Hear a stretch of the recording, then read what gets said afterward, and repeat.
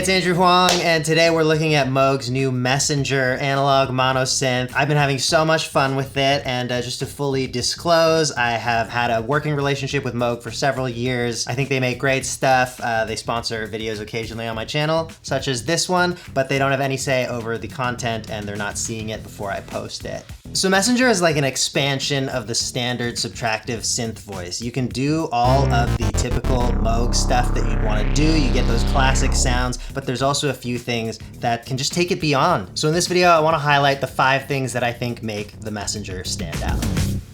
The first is that every oscillator has variable wave shaping. You can do the standard pulse to saw to triangle thing, but if you go past the triangle, you start to wavefold the triangle.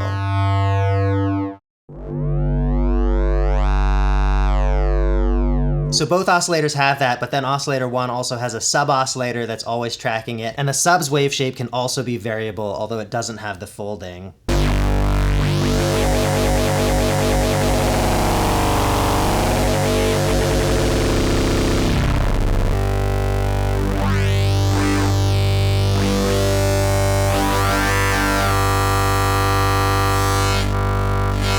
For even more tonal possibilities, the second thing I want to highlight is this feedback external in control. So there's an external input if you want to send some outside audio through the filter, but with nothing plugged in there, it's the output of the synth itself that is pre-routed there. So as we turn this up, the feedback is going to produce all these growly, distorted tones.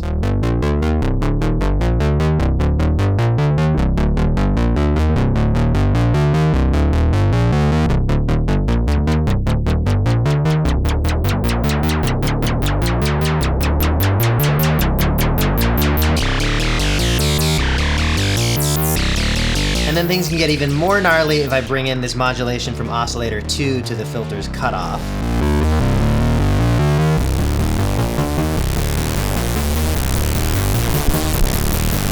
And that brings me to the next thing I want to talk about, which is that there are a lot of really smart and fun modulation setups. So oscillator 2 to the filter cutoff being right there just encourages you to experiment more with that kind of audio rate modulation that can get so fun, you know, fully depending on what oscillator 2 is doing, and you could be modulating oscillator 2 as it modulates the filter.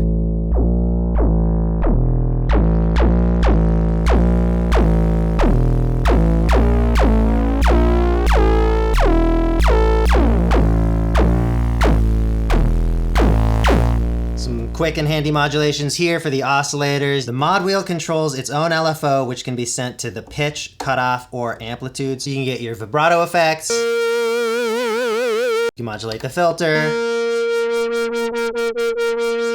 Or you can do tremolo. And you can do these in any combination. And then the main LFO has a few different shapes and a few different easy access destinations here, but you can also hold this button and assign it to whatever you want, like let's say filter attack. And now you can see these buttons actually light up to show if you're going negative or positive and to what degree. So having all these options at your fingertips just allows you to find new sounds faster and experiment a lot more.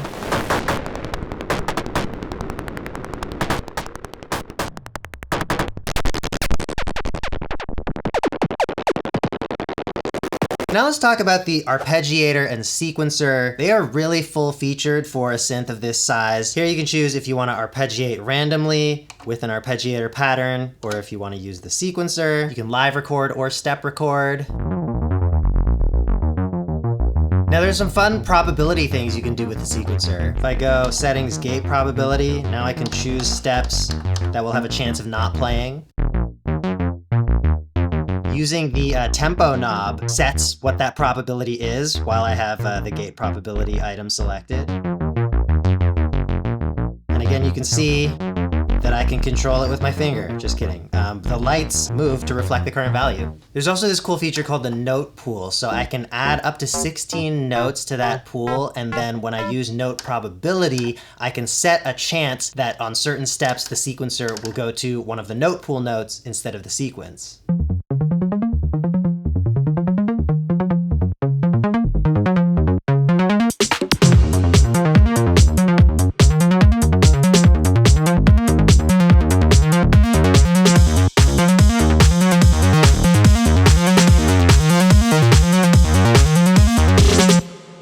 The ARP is similarly fun. You again access things using settings, so I can hit ARP pattern, and I'm going up right now, I can go down. There's a bunch of different patterns. But let's stick with up, and now I can go settings octave, and I can increase the number of octaves.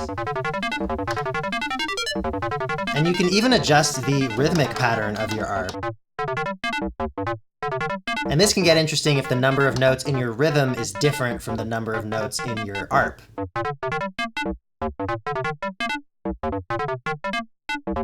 On to my final item, which is simple but big, the res bass button. Moog's famous filter is a classic, but it also is known for losing some bass frequencies as you increase the resonance.